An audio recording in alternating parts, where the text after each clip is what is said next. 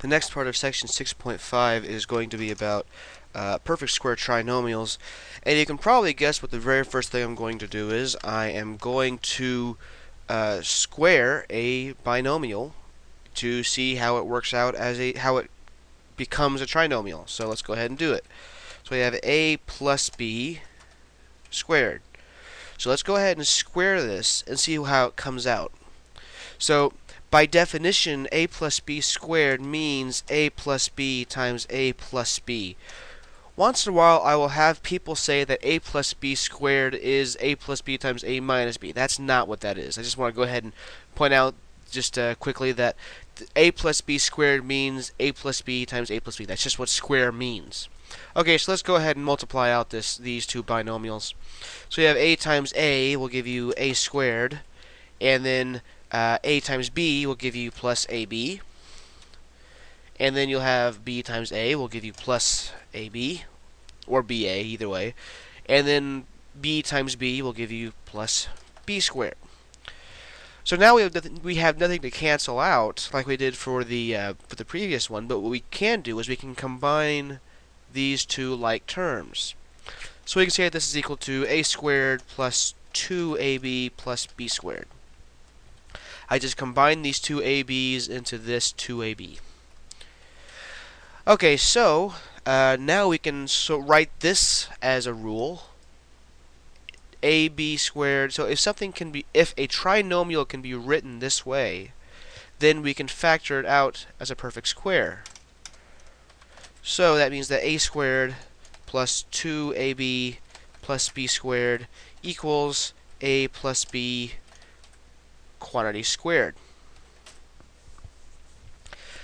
So this is going to be, I'm going to put a little bit more space just so we can see it separately. So this is going to be the rule for the perfect square trinomials that we're going to be using. So that means that if we can write a trinomial this way, if we can recognize it as being in this form, then we can do it. So let's take an example and we can test to see if it can be written in this form. A squared plus 2ab plus b squared, and then we can write it out as a square. So let's say, for example, we have x squared plus 4x plus 4. Well, this is an example that could probably, if we wanted to, not probably, definitely could if we wanted to, use this using the same methods that we had in, I think it was 6.1, maybe? I'm not sure off the top of my head what the section is. I think it's 6.1.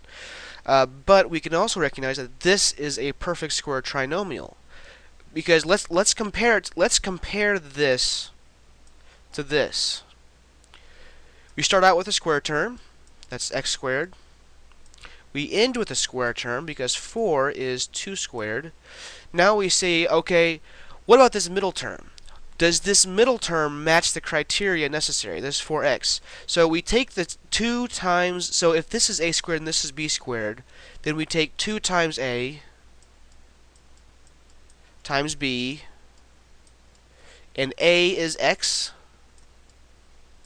and b is 2, because we have b is 2 squared, b squared is 4, so b will be 2. And so let's simplify this a little bit to 4x. 4x is what we have up here, so that means this is in the form x squared plus 4x plus 4. We can go ahead and write that in that form. So we have, here's our a, here's our b, and here's our 2ab. So that's how we check it, to see if it is in the perfect square trinomial form. Because we can't do this to any trinomial. It has to be a perfect square before we can do it. So that means that we can simplify this into, we can make this a plus b quantity squared. Our a is x, our b is 2, and then we just square it. So x squared plus 4x plus 4 is equal to x plus 2 quantity squared. And we can double check that, and I'll do that over here. So we have x plus 2 quantity squared. And that means, by definition, x plus 2 times x plus 2 You have x times x gives you x squared. X times 2 gives you plus 2x. 2 times x gives you plus 2x. 2 times 2 gives you plus 4. And that is equal to, I forgot to put the equals there and there. That will simplify down to x squared plus 4x plus 4. And that is the original problem we were given. So that means that this is probably the correct answer. Okay, let's go on to one more example. Actually, two more examples. We'll have one more and then one last one. Let's do, for example, I'm going to go ahead and clear off this example, just erase it with the new one, replace it with the new one, I mean. So 4x squared plus 12xy plus 9y squared.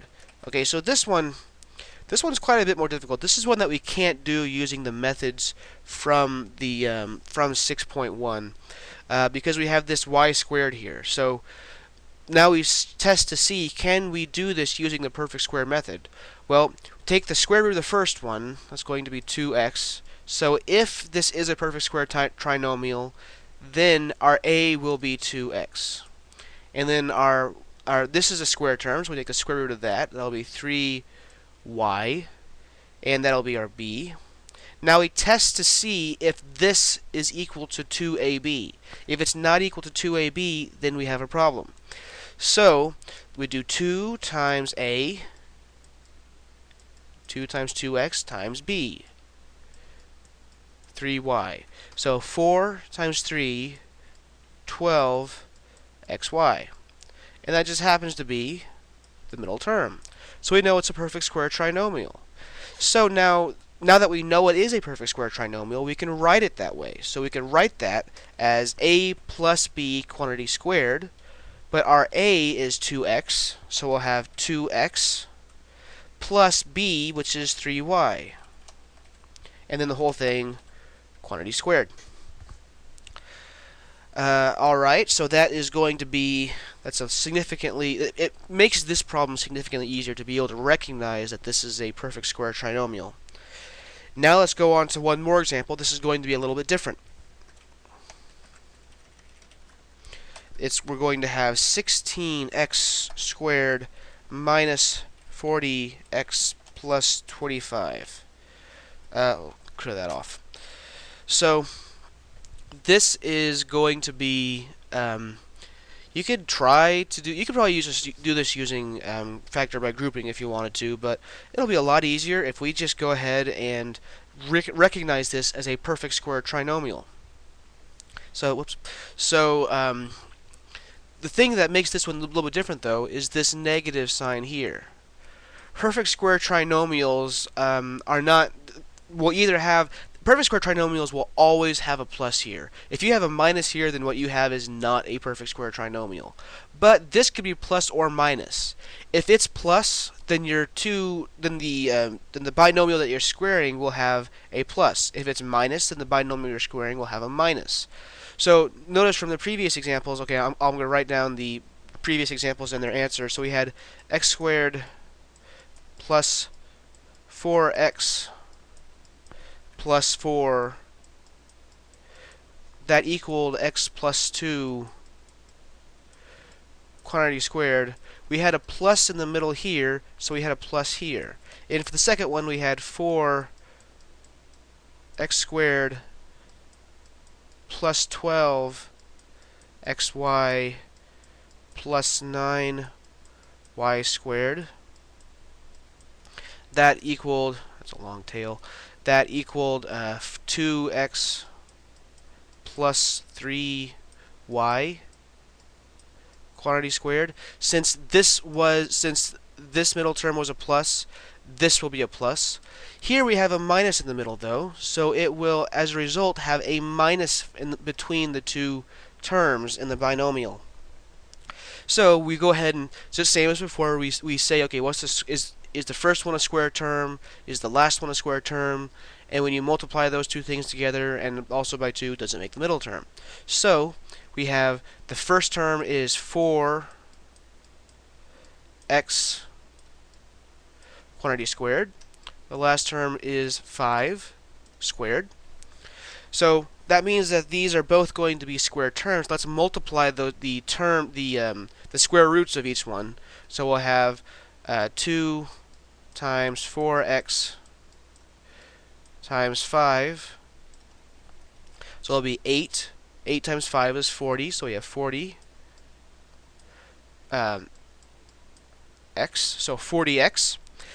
There is one sort of caveat, and that is that technically speaking, b is going to be negative 5. The reason why is, well, I basically discussed it before, but that means that that's going to make this negative 40. So negative 5 will be our b, technically, not 5.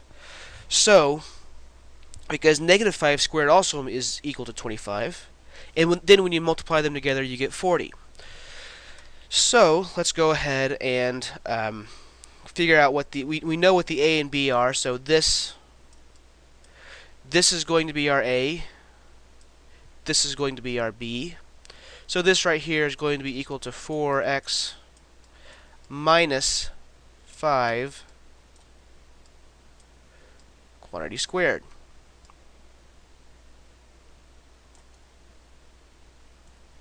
So just to go over that one more time, if the middle term has a minus right here, then this is going to have a minus right here. And this is going to be the correct final answer. I'll go ahead and double check it over here. But just for now, I wanted to make sure that that's understood, that if there's a minus in the middle term for a perfect square trinomial, there will be a minus in the middle between the two terms in the binomial. Okay, so let's go ahead and check that. So we have 4x minus 5 times 4x. That doesn't look like 4. I've actually been writing with the mouse for so long that I've actually kind of gotten used to it, but it's still not nearly as good as actual handwriting. So 4x times 4x will give us 16x squared. 4x times negative 5 will give us minus 20x. Negative 5 times 4x will give us minus 20x. And negative 5 times negative 5 will give us plus 25. So this will be equal to 16x squared minus 40x plus 25 by just combining these two like terms here. And 16x squared minus 40x plus 25 is the original problem we were given. So that means that this is going to be the final answer. Alright, that concludes section 6.5. I'll see you in 6.6 where we take everything and put it all together in a single section.